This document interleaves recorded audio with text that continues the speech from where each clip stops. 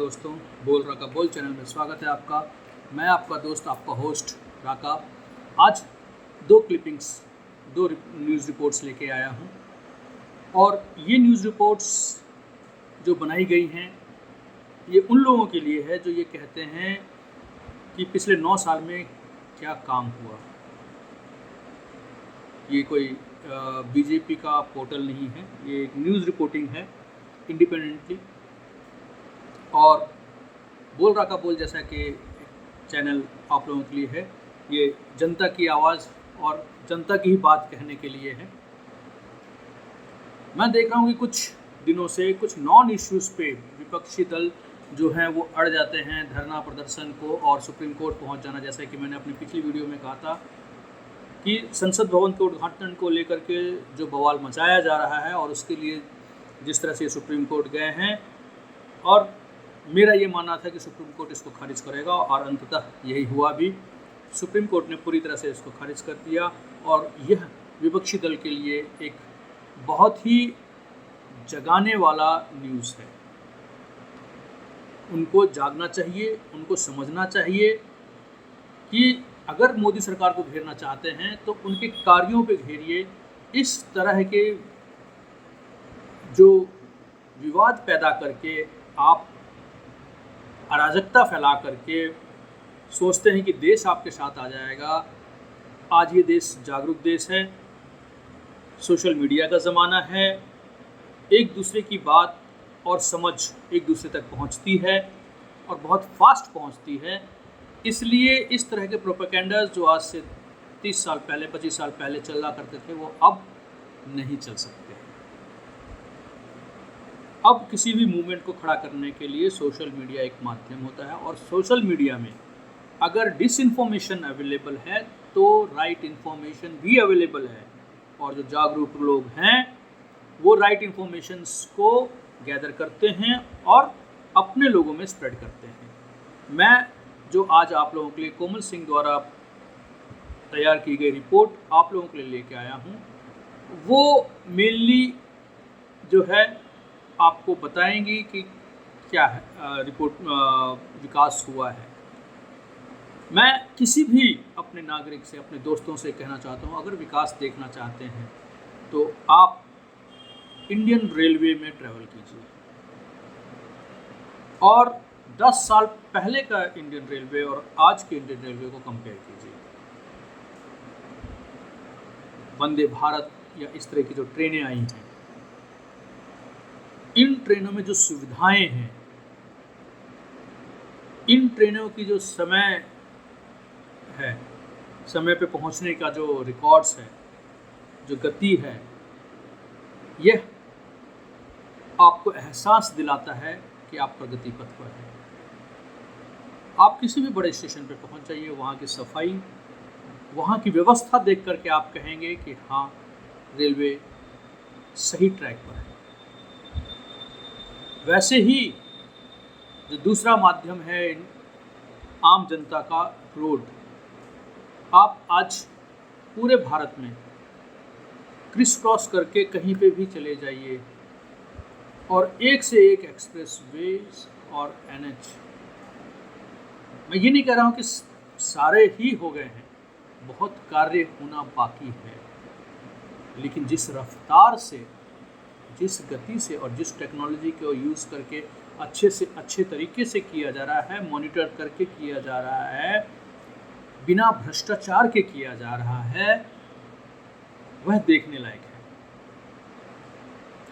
चाहे वो दिल्ली बॉम्बे एक्सप्रेसवे हो या जो जैसा कि हमारे रिपोर्ट में अभी दिल्ली से देहरादून के लिए उत्तराखंड को पहला वंदे भारत ट्रेन की बात हो, या जो दिल्ली को बाईपास करते हुए एक्सप्रेसवे गुजर रहा है, जिससे कि पॉल्यूशन पर बहुत बड़ा असर डालेगा, पॉल्यूशन की कमी पे इनफैक्ट, क्योंकि सारी जो बड़ी गाड़ियां हैं, हैवी ट्रैफिक्स, वो दिल्ली को बाईपास करते हुए बाहर से बाहर निकल जाया करेंगे और इस तरह से दिल्ली के पॉल्यूशन पे एक बहुत बड़ा चोट होगा। तो सिर्फ बातें करने से नहीं होता है, कार्य करने से होता है।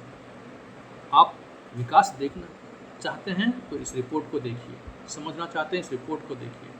लोग बात करते हैं रोज़गार की, आप जब ये देखेंगे कि इतने सारे ट्रेन, इतने सारे हाईवेज, एक्सप्रेसवेज बन रहे हैं, तो एलियंस तो आके बना नहीं रहे, इंसान ही बना रहे हैं।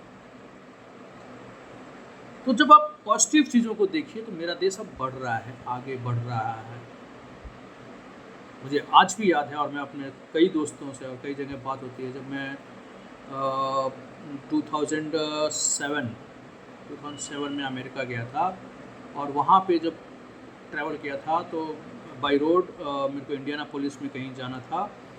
तो जब बाई रोड हम ट्रैवल किए एंड 150, 160, 180 के स्पीड पे जब हम चल रहे थे, तो उस समय ऐसा लगता था कि हमारे देश में ये कब होगा, हम कब ऐसे रोडों पे चलेंगे। आने के कुछ दिन बाद ही जब मैं आगरा एक्सप्रेसवे पे चढ़ा था तो महसूस हुआ कि यस, अब देश हमारा सही पाथ पकड़ रहा है, सही रास्ता पकड़ रहा है। और उस दिन से आज तक में आगरा एक्सप्रेसवे पहला था, शुरुआत थी मेरे एटलीस्ट जानकारी में, लेकिन उसके बाद जिस रफ्तार से धुआंधार ये पिछले 9-10 सालों में हुआ है, ये अनप्रेसिडेंटेड है। ये अगर किसी को नहीं दिख रहा है तो या तो यहाँ प्रॉब्लम है या यहाँ प्रॉब्लम है। इस रिपोर्ट को देखिए, समझिए और विकास को ढूंढिए, विकास आपको जरूर दिखाएगा। कोमल सिंह द्वारा तैयार इस रिपोर्ट को अब मैं आप लोगों के लिए प्रस्तुत करता हूँ। उससे पहले एक रिक्वेस्ट ज़रूर करूँगा, मेरे जिन साथियों ने सब्सक्राइब नहीं किया है, सब्सक्राइब कीजिए, बेल आइकन दबाइए ताकि नोटिफिकेशंस आपको मिलते रहें। और इस तरह के और भी न्यूज़ रिपोर्ट्स, डेली के करंट अफेयर्स के न्यूज़ जो ट्रेंडिंग में रहेंगे, उसके ऊपर एक एनालिसिस के साथ एक न्यूज़ रिपोर्ट आपको अवेलेबल होगी। आइए देखते हैं एक न्यूज़ रिपोर्ट कोमल सिंह द्वारा, एक रेलवे से लेके और एक एक्सप्रेसवे से लेके। जय हिंद, जय भारत, वंदे मातरम, बाय। प्रधानमंत्री नरेंद्र मोदी ने आज वीडियो कॉन्फ्रेंसिंग के माध्यम से देहरादून से दिल्ली के लिए पहली वंदे भारत एक्सप्रेस को हरी झंडी दिखाकर रवाना किया। प्रधानमंत्री नरेंद्र मोदी ने दिल्ली और देहरादून के बीच ये चलने वाली वंदे भारत एक्सप्रेस ट्रेन देश की राजधानी को और तेज गति से जोड़ेगी।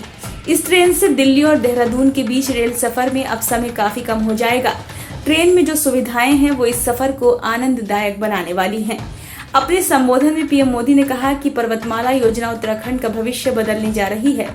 ट्रेन शुरू होने से राज्य में आने वाले यात्रियों के लिए फायदेमंद होगा। दिल्ली और देहरादून के बीच चलने वाली ये ट्रेन देश की राजधानी को देवभूमि से और तेज गति से जोड़ेगी। वंदे भारत भारत के सामान्य परिवारों की पहली पसंद बनती जा रही है। प्रधानमंत्री नरेंद्र मोदी ने कहा कि अभी कुछ घंटे पहले ही मैं 3 देशों की यात्रा करके आया हूं। आज पूरा विश्व भारत को उम्मीदों से देख रहा है। हमने जिस तरह अपनी अर्थव्यवस्था को मजबूती दी है, जिस तरह हम गरीबी से लड़ रहे हैं, उसने पूरी दुनिया का विश्वास जगा दिया है। प्रधानमंत्री नरेंद्र मोदी ने कहा कि उत्तराखंड आज जिस तरह से कानून व्यवस्था को सर्वोपरि रखते हुए विकास के अभियान को आगे बढ़ा रहा है, वो बहुत सराहनीय है। मेरा विश्वास है कि ये देवभूमि आने वाले समय में पूरे विश्व की आध्यात्मिक चेतना के आकर्षण का केंद्र बनेगी। हमें इस सामर्थ्य के अनुरूप भी उत्तराखंड का विकास करना होगा। मैं अभी कुछ घंटे पहले ही 3 देशों की यात्रा करके लौटा हूं। आज पूरा विश्व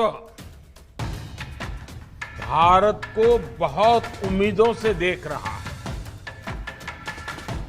हम भारत के लोगों ने जिस तरह अपनी अर्थव्यवस्था को मजबूती दी है, जिस तरह हम गरीबी से लड़ रहे हैं, उसने पूरी दुनिया का विश्वास जगा दिया है। इससे पहले इस दौरान मुख्यमंत्री पुष्कर सिंह धामी ने कहा कि ये रेलवे का स्वर्णिम युग है। स्वदेश में निर्मित सेमी हाई स्पीड ट्रेन यहां से चलने जा रही है। जल्द ही दुर्गम इलाकों में भी ऐसी ट्रेनें चलाई जाएंगी। पहाड़ के लिए ये सब सपना था। जल्द ऋषिकेश से कर्णप्रयाग तक ट्रेन चलेगी। केंद्रीय रेल मंत्री अश्विनी वैष्णव ने कहा कि आज बहुत सौभाग्य का दिन है। पीएम आज देवभूमि को वंदे भारत की बहुत बड़ी सौगात दे रहे हैं।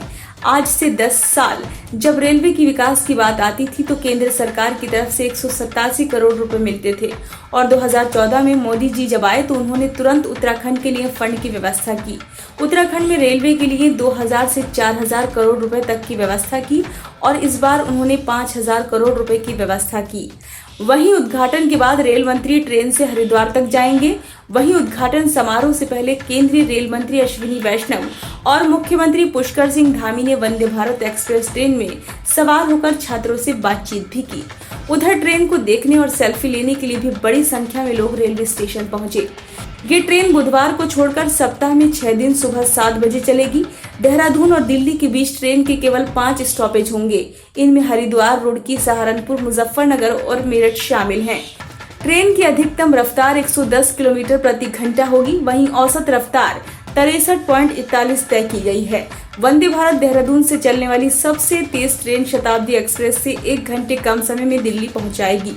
हालांकि शताब्दी एक्सप्रेस को नई दिल्ली रेलवे स्टेशन तक चलाया जाता है, जबकि ये ट्रेन आनंद विहार तक ही जाएगी। केंद्रीय सड़क और परिवहन मंत्री ने हाल ही में द्वारका एक्सप्रेसवे का निरीक्षण किया था। अप्रैल 2024 में एक्सप्रेसवे के पूरा होने की उम्मीद जताई जा रही है। केंद्रीय सड़क परिवहन और राजमार्ग मंत्री नितिन गडकरी ने इस सप्ताह की शुरुआत में कहा था कि भारत का पहला 8 लेन एक्सेस नियंत्रित एक्सप्रेसवे अप्रैल 2024 तक पूरा हो जाएगा। द्वारका एक्सप्रेसवे बनने के बाद दिल्ली गुरुग्राम एक्सप्रेसवे यानी कि NH-48 पर दबाव कम हो जाएगा। 9000 करोड़ रुपए की लागत से बनाया जा रहा 34 मीटर चौड़ा एक्सप्रेसवे हरियाणा में 18.9 किलोमीटर और राष्ट्रीय राजधानी में 10.1 किलोमीटर को कवर करते हुए पिलर्स पर बनाया जा रहा है। केंद्रीय मंत्री नितिन गडकरी ने बताया कि एक्सप्रेसवे NH-48 पर शिव मूर्ति से शुरू होगा और खैर की डोला टोल प्लाजा पर खत्म होगा। इसमें flyover, tunnel, underpass, great road और एलिवेटेड रोड के साथ साथ 4 लेवल के रोड नेटवर्क शामिल हैं। इसके अलावा एक्सप्रेसवे के दोनों किनारों पर 3 लेन की सर्विस रोड का निर्माण किया जा रहा है। पूरे एक्सप्रेसवे में एक इंटेलिजेंट ट्रांसपोर्ट सिस्टम यानी कि ITS सुविधा शामिल होगी, जो परिवहन अनुभव को बढ़ाएगी। मंत्री ने आगे बताया कि देश की सबसे चौड़ी 3.6 किलोमीटर लंबी सुरंग इस एक्सप्रेसवे पर बनाई जा रही है, जिससे हरियाणा और पश्चिमी दिल्ली के बीच इंदिरा गांधी अंतर्राष्ट्रीय हवाई अड्डे से संपर्क में सुधार होगा। एक्सप्रेसवे द्वारका से इंदिरा गांधी अंतर्राष्ट्रीय हवाई अड्डे को जोड़ने में मदद करेगा। एक बार पूरा हो जाने के बाद एक्सप्रेसवे को द्वारका के सेक्टर 25 में इंडिया इंटरनेशनल कन्वेंशन सेंटर के साथ जोड़ा जाएगा।